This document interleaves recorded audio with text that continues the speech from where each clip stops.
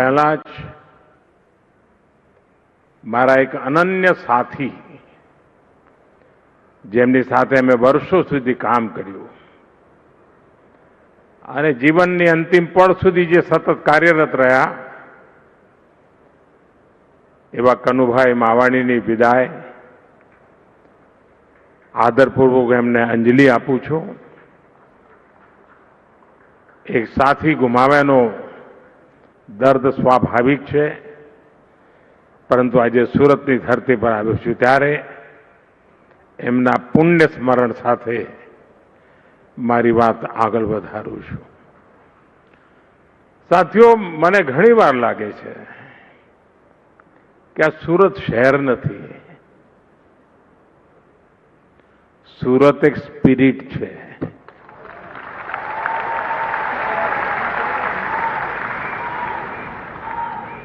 અને આ સ્પિરિટ હોય તો જ પર્યાવરણ દિવસે પ્રત્યેક પરિવારને જોડીને આવા 15,000 પર્યાવરણને સમર્પિત આવા સરસ મજાના પોસ્ટર બનાવીને લોકો લાવ્યા.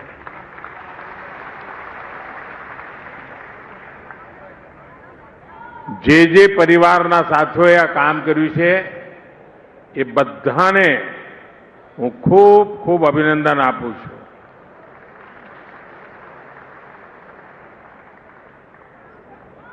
કારણ કે જ્યારે એમણે આ વિચાર કર્યો હશે ને, એટલે એમનું મન હવે આ પર્યાવરણની રક્ષા માટે લાગ્યું હશે. અને આપણા કાઠિયાવાડના ઘણા ભાઈઓ એ હુરતમાં રહે છે અને ત્યાં એમની ખેતી છે. તો મારો એમને આગ્રહ છે કે પર્યાવરણના એક કામના ભાગરૂપે ખેતર બચાવો એ અભિયાનમાં જોડાઈએ.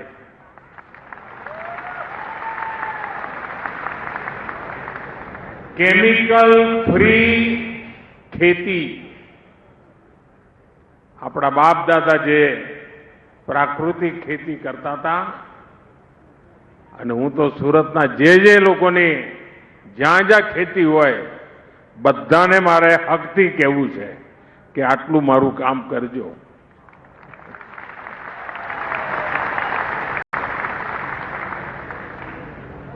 સાથીઓ, અહીંયા બધાએ મારું સ્વાગત કર્યું, જાત જાતના સ્મૃતિ ચિહ્નો આપ્યા, ભેટ સોગાદો આપી. આના કરતા પણ અણમોલ ભેટ સુરતે મને આપી છે. આનાથી પણ અનેક મૂલ્યવાન સુરતનો કચરો મને ભેટ આપ્યો છે. 1 લાખ લોકોએ 5 દિવસ સફાઈનું અભિયાન ચલાવ્યું. મારે માટે આ મોટામાં મોટી સોગાત છે અને આ 1 લાખ લોકોનો અને આખા સુરતનો હૃદયથી આભાર માનું છું. ભૂપેન્દ્ર કેવો પ્રધાનમંત્રી છે, સ્વાગતમાં કચરો મળે એનો ગૌરવ કરી રહ્યો છે. કારણ મારે સ્વચ્છતા એને સંસ્કાર બનાવવાના છે. 1 લાખ લોકોનું જોડાવું એટલે સુરતના 1 લાખ પરિવારોનું જોડાવું. અને આ માત્ર સ્વચ્છતાનું અભિયાન નથી, આ એક પ્રકારે સ્વસ્થ ભવિષ્ય માટેનું સંસ્કાર પર્વ છે. અને એના માટે સુરતના સૌ સાથીઓ ખૂબ ખૂબ અભિનંદનના અધિકારી છે.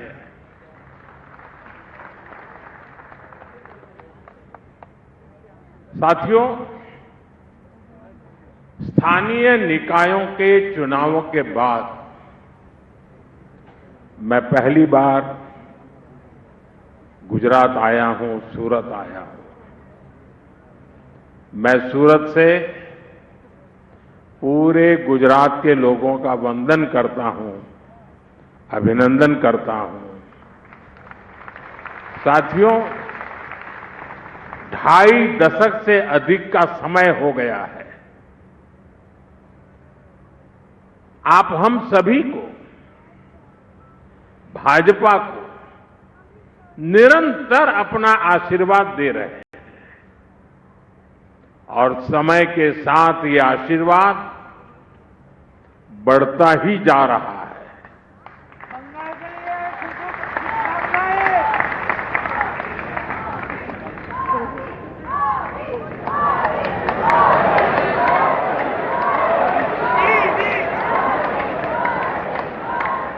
देखिए, एक बेटी आप सबको खींच के ले गई।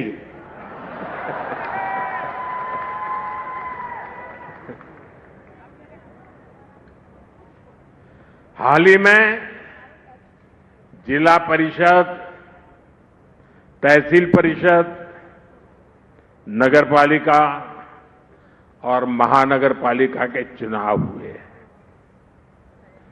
इनमें गुजरात के लोगों ने भाजपा को इतना समर्थन दिया कि पुराने सारे रिकॉर्ड टूट गए।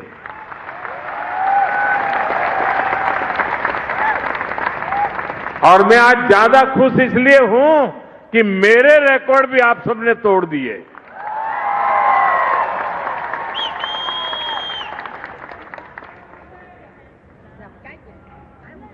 मैं राजनीति में बहुत देर से आया था,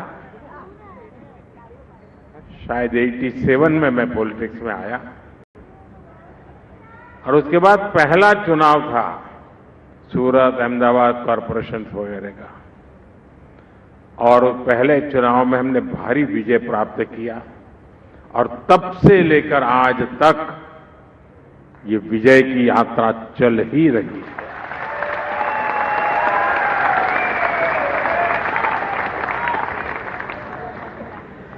दुनिया के लोकतांत्रिक समाज में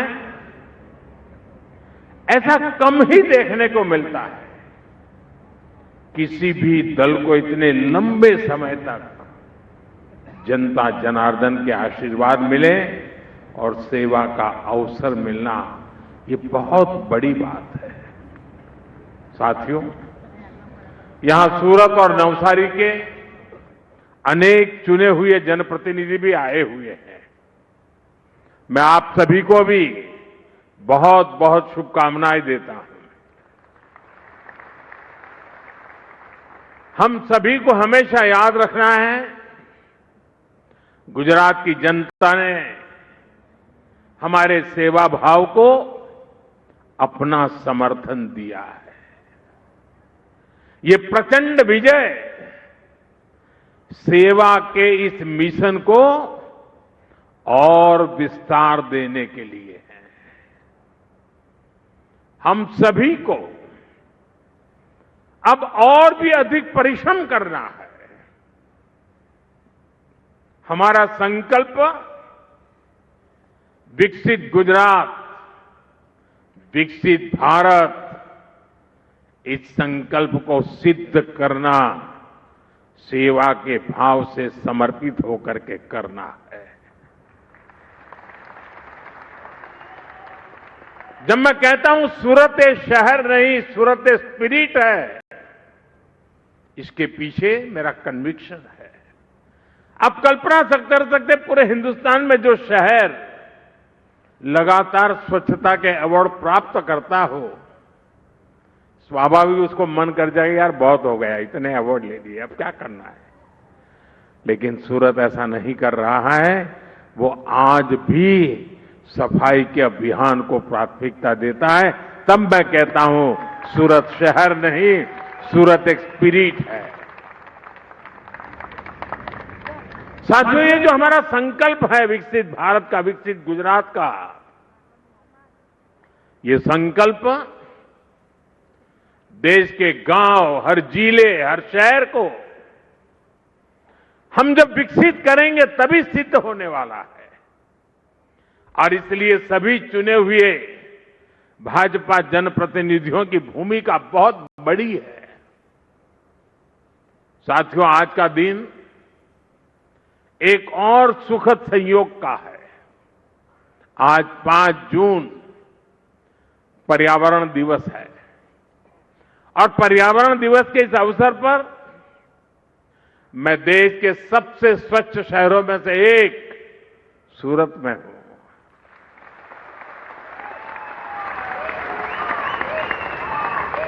और ये कितना बड़ा गर्व का विषय है कि यही सूरत है जो कभी प्लेग जैसी महामारी से प्रभावित था और आज स्वच्छता के लिए पहचाना जाता रहा है। इसलिए बीते 2.5 दशक से निरंतर प्रयास किए गए हैं। इसमें सूरत के सभी लोग, अधिकारी, कर्मचारी, जनप्रतिनिधि, सबका योगदान। मुझे बताया गया है कि बीते कुछ दिनों में स्वच्छता के लिए विशेष अभियान भी चला है। मैं आप सभी सूरत के वासियों को, अपने देसी भाषा में सुरतियों ने, मारा वाला सुरतियों ने खूब खूब अभिनंदन।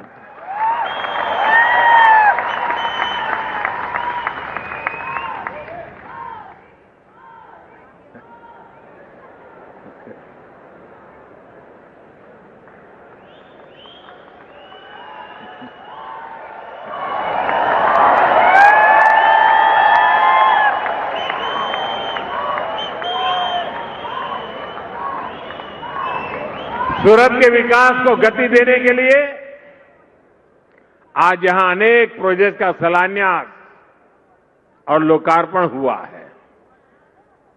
मैं आप सभी को इन प्रोजेक्ट के लिए बहुत बहुत बधाई देता हूं।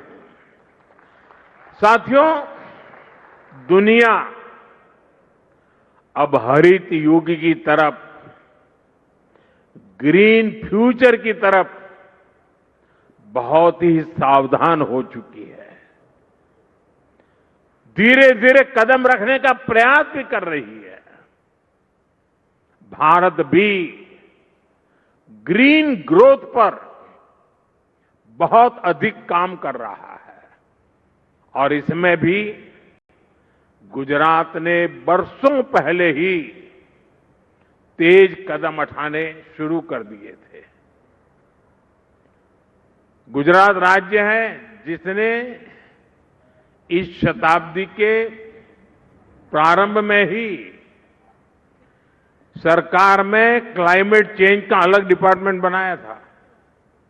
एक अलग डिपार्टमेंट बनाया था।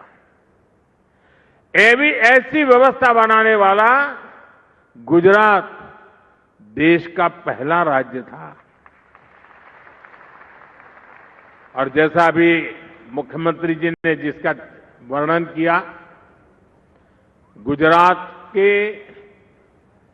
अपने पाटण के चारणका गांव में भारत का पहला सोलर पार्क भी बनाया गया था। और एक प्रकार से उस समय तो वो तीर्थ क्षेत्र बन गया था। लोग देखने आते थे कि इतना दूर दूर तक दिखाई दे इतना बड़ा सोलर प्लांट। साथियों, गुजरात में उस समय आप सभी ने जो किया उसने पूरे देश को प्रेरणा दी है। आज भारत प्रकृति के साथ प्रगति का मंत्र लेकर विकास कर रहा है। इकोनॉमी भी, इकोलॉजी भी। और साथियों, सूरत में तो ये प्रत्यक्ष दिखता है। आजकल सूरत की सर्कुलर वाटर इकोनॉमी की बहुत चर्चा होती है। यहां शहर के वेस्ट वाटर को ट्रीट करके इंडस्ट्री को सप्लाई किया जाता है। इससे गंदे पानी का मैनेजमेंट भी हो जाता है और पानी से कमाई भी होती है। बीते 12 वर्षों से देश में वेस्ट टू वेल्थ का एक बहुत बड़ा जन आंदोलन चला है। ये हमारे शहरों की स्वच्छता और उन्हें ग्रीन और क्लीन बनाने में बहुत काम आ रहा है। साथियों, अब प्रयास ये है कि आने वाले कई दशकों तक सूरत के लिए पीने के पानी की पूरी व्यवस्था हो। इसके लिए तापी बराज प्रोजेक्ट स्वीकृत किया गया है। इसके अलावा वाटर मैनेजमेंट और वाटर ड्रेनेज भी सरकार की बहुत बड़ी प्राथमिकता है। आज भी यहां ऐसे अनेक प्रोजेक्ट का लोकार्पण हुआ है। साथियों, सूरत सिर्फ स्वच्छता और सर्कुलर इकोनॉमी तक ही सीमित नहीं है, बल्कि ग्रीन ग्रोथ के दूसरे माध्यमों का भी अभूतपूर्व गति से विस्तार हो रहा है। अब जैसे इलेक्ट्रिक मोबिलिटी है, सूरत ऐसी व्यवस्था बनाने में जुटा है जहां सड़कों पर चलने वाली सारी बसें इलेक्ट्रिक होगी। साथ ही यहां सूरत मेट्रो का भी विस्तार हो रहा है।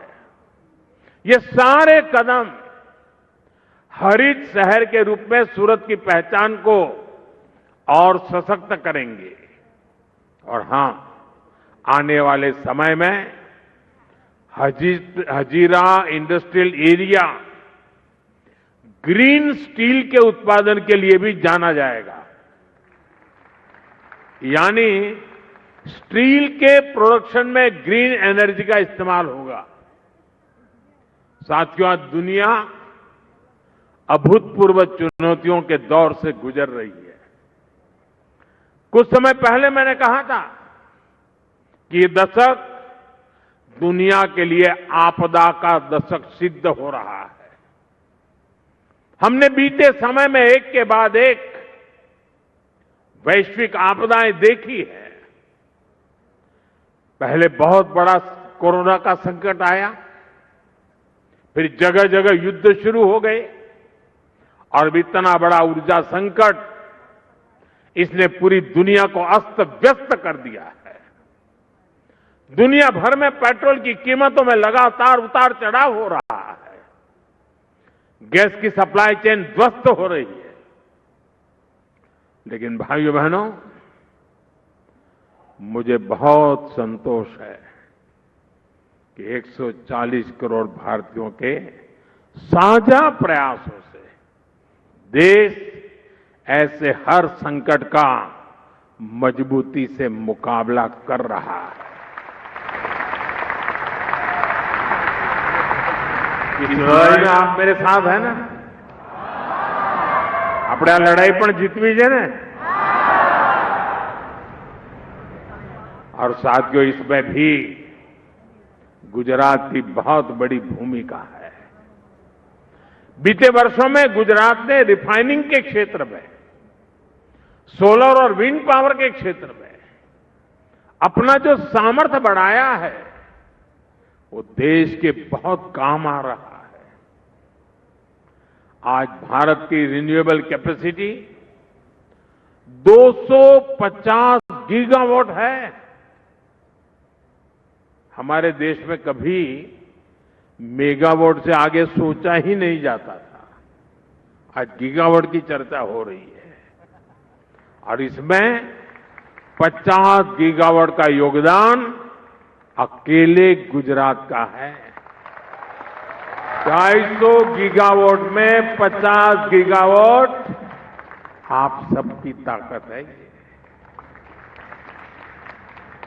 यानी देश की ग्रीन एनर्जी का 5वां हिस्सा अकेला गुजरात प्रोड्यूस करता है। सौर ऊर्जा के उत्पादन में गुजरात ने प्रशंसनीय काम किया है। और अब जब देश ग्रीन हाइड्रोजन और ग्रीन अमोनिया जैसे क्षेत्रों में काम कर रहा है, तो इसमें भी गुजरात का रोल बहुत बड़ा होने वाला है। साथियों, ये जो वैश्विक संकट चल रहा है, ये दिखाता है कि एनर्जी के मामले में आत्मनिर्भरता कितनी जरूरी है। और बीते 12 वर्षों में देश ने जो कैपेसिटी तैयार की है, उसका कितना बड़ा महत्व है। एक तरफ हमने दुनिया के अलग अलग हिस्सों से तेल और गैस की आपूर्ति सुनिश्चित की। दूसरी तरफ हमने रिन्यूएबल एनर्जी में ऐतिहासिक निवेश बढ़ाया। 12 वर्ष पहले भारत में सौर ऊर्जा का उत्पादन नाम मात्र का था।